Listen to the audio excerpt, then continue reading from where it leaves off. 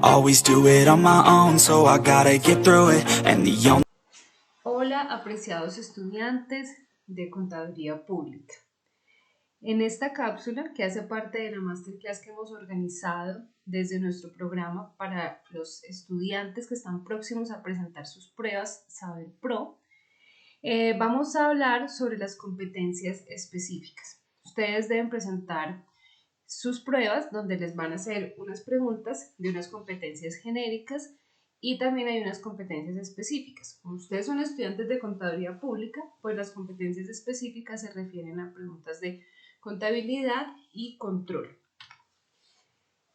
Las competencias específicas tienen las siguientes afirmaciones y evidencias que son las que les van a indagar a ustedes en este examen. La primera afirmación es: comprende la teoría y epistemología contable como referente conceptual del desarrollo disciplinar. Este primer componente es de teoría contable. Entonces allí hay dos puntos o dos afirmaciones, dos enunciados importantes. Explica el conocimiento contable desde la perspectiva de su construcción y evolución en el contexto disciplinar. Diferencia enfoques teóricos en la construcción del conocimiento contable a través de procesos de investigación de las prácticas profesionales. Listo. La segunda afirmación está relacionada con contabilidad financiera. Comprende los modelos regulativos que se aplican en el desempeño profesional, en las relaciones con las organizaciones y la sociedad en general. Entonces allí van a encontrar preguntas que indagan por lo siguiente. Interpreta las normas y pautas disciplinarias y profesionales, comprende los estándares internacionales de contabilidad de información financiera, contrasta los elementos del gobierno corporativo en cuanto a transparencia y responsabilidad en la generación de la información con propósito de interés público con el desempeño profesional del contador público. La tercera afirmación estaba relacionada con contabilidad de costos. Considera la importancia del sistema de información de gestión como apoyo en la toma de decisiones en las organizaciones. Primero, reconoce la contabilidad de costos como un sistema de información administrativo que permite medir y comprender el desempeño organizacional. Segundo, establece la importancia del presupuesto en la organización como medio de control. Tercero, compara los sistemas de costeo total y directo de acuerdo con sus impactos. Cuarta afirmación. Aplica la regulación tributaria en las organizaciones. Primero, determina las relaciones entre la contabilidad y la tributación. Segundo, diferencia los elementos esenciales de la tributación. Tercero, estima riesgos asociados al comportamiento tributario de los agentes y las organizaciones. Cuarto, interpreta la legislación tributaria en su parte sustantiva y procedimental. Una quinta afirmación evalúa los conceptos de control y aseguramiento de la información financiera y no financiera, sus tendencias y los elementos desde la óptica organizacional y profesional. Entonces allí tenemos, diferencia los modelos más importantes de control interno, verifica el aseguramiento de la información financiera desde las demandas del entorno nacional e internacional, juzga las actividades de las organizaciones desde el control de fiscalización, comprende el proceso de aseguramiento. Entonces, estas 5 afirmaciones con sus respectivas evidencias son las que nos dan un panorama general de las preguntas que ustedes pueden encontrar en estas pruebas Saber Pro. Entonces, van a encontrar preguntas de teoría contable, contabilidad financiera, auditoría, tributaria y costos. Vamos a revisar algunas preguntas. ¿Qué nos interesa en especial en estas cápsulas que hemos organizado para ustedes? Que ustedes conozcan el tipo de preguntas con las cuales se pueden encontrar en esta prueba. No vamos a hacer acá un repaso de todos los temas, porque pues digamos que ese repaso es responsabilidad de cada estudiante. Primero, que haya prestado atención a sus clases durante todos estos años y segundo, pues que repasen los apuntes que tienen, porque en este momento ustedes ya deben saber cuáles son las temáticas más importantes que se han abordado en su carrera. Nosotros, ¿qué queremos que ustedes observen acá? El tipo de preguntas. ¿Qué clase de preguntas les pueden hacer? Entonces vamos a trabajar algunas preguntas de las afirmaciones 1 y 2, es decir, algunas de teoría contable y epistemología, donde de pronto podemos encontrar algunos vacíos importantes en su formación, y algunas preguntas que son de contabilidad financiera. Bueno, entonces empecemos. Miremos, por ejemplo, esta. Las preguntas tipo Saber Pro se caracterizan porque primero van a encontrar un enunciado, el cual hay que leer varias veces, comprenderlo primero y luego revisar qué me están preguntando relacionado con el enunciado y las opciones de respuesta. Entonces miremos esta primera. La Fundación IFRS persigue los siguientes objetivos. ¿Sí? Entonces, la Fundación IFRS, ¿cuál es? La Fundación IFRS pertenece al IASB, que es la Junta de Estándares Internacionales de Contabilidad. Y ellos son los que emiten las normas internacionales de información financiera. Entonces, acá tenemos. La Fundación IFRS persigue los siguientes objetivos. Primero, desarrollar en el interés público un conjunto único de normas de información financiera legalmente exigibles y globalmente aceptadas, que sean comprensibles y de alta calidad basadas en principios claramente articulados. Promover el uso y aplicación rigurosa del conjunto de normas, tener en cuenta las necesidades de información financiera de las economías emergentes y de las pequeñas y medianas entidades, pymes. Ustedes saben que hay una NIF que es para pymes. Promover y facilitar la adopción de las NIF, que son las normas e interpretaciones emitidas por el IASB. Listo. Teniendo en cuenta los objetivos anteriores, podemos afirmar frente al caso colombiano que la contabilidad es un conjunto de normas que se aplican a las diferentes organizaciones públicas y privadas. Aquí hay que tener en cuenta una cosa, hay que ir mirando como cada respuesta qué puede tener de falso, ¿sí? Como para empezar a descartar. Entonces, por ejemplo, acá dicen diferentes organizaciones públicas y privadas.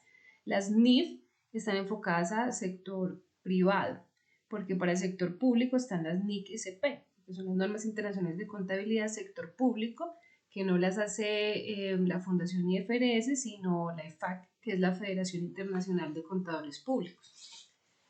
B. Tanto el IASB como la Fundación IFRS son organismos que exigen las normas internacionales.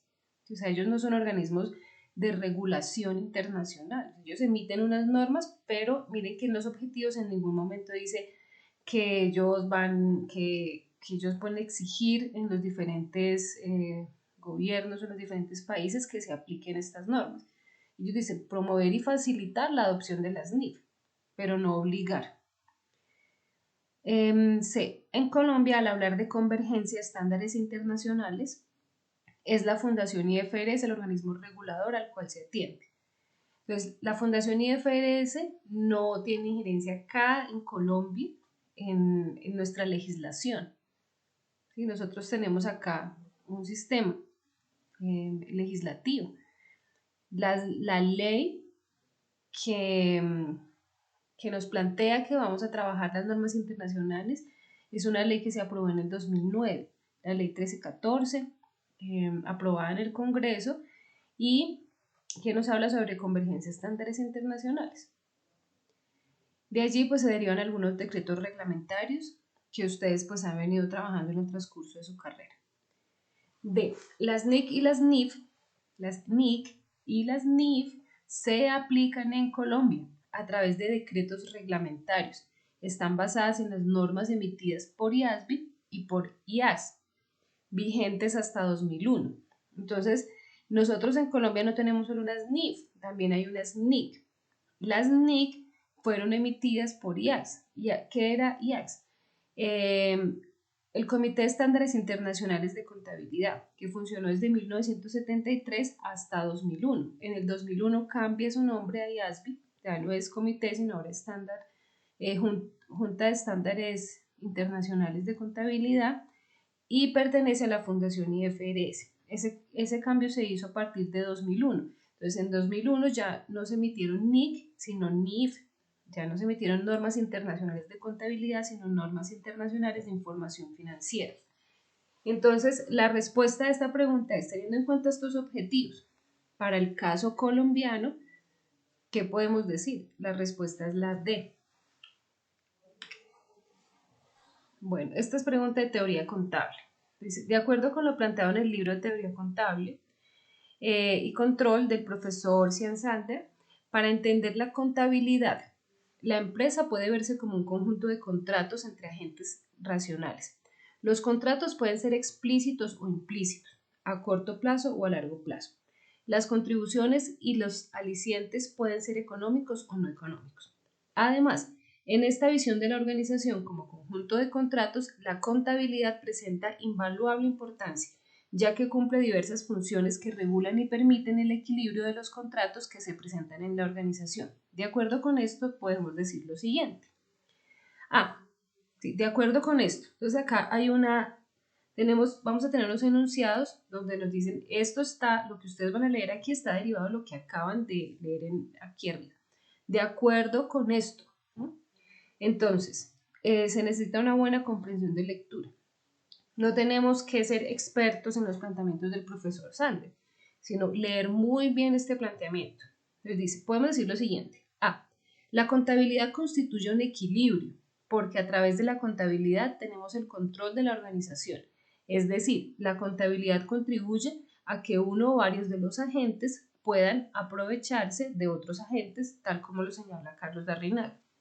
Pues aquí ni se hablaba de aprovecharse unos de los otros, ni se mencionó a Carlos Larrinaga, ¿cierto? Entonces esa pues la podríamos descartar de una. La contabilidad proporciona información que se constituye en conocimiento común para los agentes, lo que permite llegar a acuerdos y solucionar los conflictos. Eso sí está derivado de este enunciado. La contabilidad genera equilibrio porque mide e informa las contribuciones y las retribuciones de los agentes, que se constituyen un aspecto vital para que cada agente conozca sus derechos y obligaciones. Entonces, este enunciado, por ejemplo, también está muy relacionado. Entonces, acá ahí están las otras dos opciones. A y D, A y B son correctas. B y C son correctas. Entonces, A ya dijimos que no, la descartamos. B y C sí son correctas. Entonces, acá la opción es la D. La E, la última. B y C son correctas. Listo. Miremos esta que tiene que ver con los principios de ética. Entonces dice, también pueden encontrar casos, ¿sí? Donde ustedes deben como meterse dentro de la película, ponerse en el papel del contador, del auditor, del gerente, mirar cómo van a responder en ese caso. Entonces, usted es el auditor financiero de una empresa familiar y el gerente le ofrece un viaje de turismo al exterior durante 5 días con todos los gastos pagos e incluso extensivo a su cónyuge y sus 2 hijos. Un mes antes de la presentación de su informe final. Muy conveniente, ¿no? De acuerdo con las normas colombianas, en especial el decreto 0302 de 2015, incluido en el decreto único reglamentario 2420 del mismo año, en cuanto a principios éticos del contador público, es evidente una amenaza al principio de. Entonces tenemos las 4 opciones: integridad, confidencialidad, objetividad y competencia. Aceptar este tipo de sobornos, ¿sí? Así medio disimuladitos, no afecta la competencia profesional, ¿sí? Pero sí puede afectar la objetividad. Porque si yo me hago muy cercana a las personas que me están contratando, con quienes voy a trabajar o voy a hacer una auditoría, pues eso afecta mi independencia mental. Entonces mi objetividad no va a ser la misma a la hora de generar el informe. Confidencialidad, pues no, porque todavía no he hecho la auditoría, no conozco los secretos que tiene la empresa, entonces pues no tiene que ver con el principio de confidencialidad.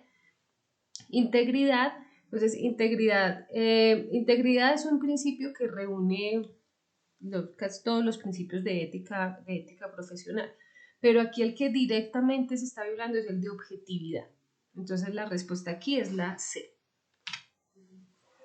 Miremos este otro. En su proceso de registro de las operaciones celebradas por la organización, el sistema de contabilidad debe distinguir los conceptos que generan responsabilidades de carácter tributario para cumplir satisfactoriamente las disposiciones legales respectivas. Según la anterior definición, el impuesto a las ventas, IVA, representa para la empresa vendedora en una prestación de servicio cuyo precio es 100 cada uno con IVA de la tarifa general, ¿no? ¿Representa qué? Entonces, primero tengo que ubicarme en el contexto. Entonces, ¿me están hablando de qué? Me están hablando del impuesto a las ventas. Pero primero me han dicho que la empresa en su sistema de contabilidad debe distinguir muy bien los conceptos que generan responsabilidades. ¿Sí? Cuando hablamos de responsabilidad, estoy hablando de una obligación. Representa para la empresa vendedora. Entonces, yo estoy desde el punto de vista de la empresa que está vendiendo, en este caso, una prestación de un servicio. Entonces, ¿qué viene a ser el IVA para esta empresa que está prestando el servicio? ¿Un mayor valor del gasto? No, o sea, al contrario, yo estoy vendiendo y a mí me está llegando un dinero. ¿Es un ingreso o un mayor valor del activo? No, porque no está aumentando mis beneficios económicos. Es un dinero que yo estoy recaudando, pero no es mío. Entonces yo tengo la obligación de entregarlo. ¿A quién? Al Estado. Por lo tanto, se genera un pasivo dentro de mi contabilidad. Sí, afecta mi pasivo, porque estamos hablando de un IVA, un impuesto que es generado. Yo lo generé en mi factura, pero no es mío. Ese ingreso no me corresponde. Yo recaudo y se lo pago al Estado, entonces para mí es un pasivo. Bueno, miremos esta que habla de los paradigmas. En contabilidad hay unos enfoques de teoría contable muy importantes, que son dos paradigmas. El paradigma de utilidad de la ganancia líquida y realizada, y que ese se manejó más o menos hasta la década del 60, y el paradigma de la utilidad de la información. El paradigma de la utilidad de la información para la toma de decisiones es un paradigma que se encuentra vigente, pero que en este momento pues también hay otras alternativas, otros paradigmas, otros modelos que se están manejando, pero el tema de información sigue vigente. Entonces dice, el paradigma de la utilidad de la información tiene como objetivo responder a los requerimientos de usuarios indeterminados, como suministro de información contable para la toma de decisiones eficientes. Lo anterior se logra mediante la emisión de regulaciones que tengan en cuenta los intereses de diferentes grupos de interés. Entonces, los diferentes usuarios o los stakeholders. De igual forma, este paradigma posibilita en las investigaciones la unificación de conceptos y atiende a los criterios de la investigación empírica, por lo que sus resultados se aplican en la práctica y tienen marcada incidencia en las bases de la educación contable. Las razones antes expuestas y argumentadas dan cuenta de que este paradigma estudia la realidad. Entonces, las opciones A, de información financiera útil para los propietarios, proveedores, clientes, inversionistas, del gobierno y la sociedad.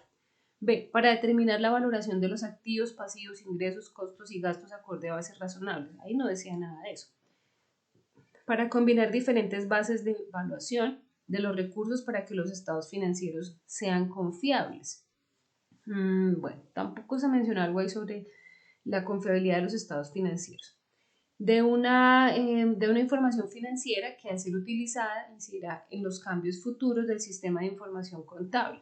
Bueno, esa razón está ahí como rara, pero la A es la que sí se deriva de este planteamiento, porque dice, el paradigma de la utilidad de la información tiene como objetivo responder a los requerimientos de usuarios indeterminados, como suministro de información contable. Los que se mencionan en el punto A son los diferentes usuarios de la información. Allí están tanto usuarios internos como externos. Entonces acá la respuesta es la A.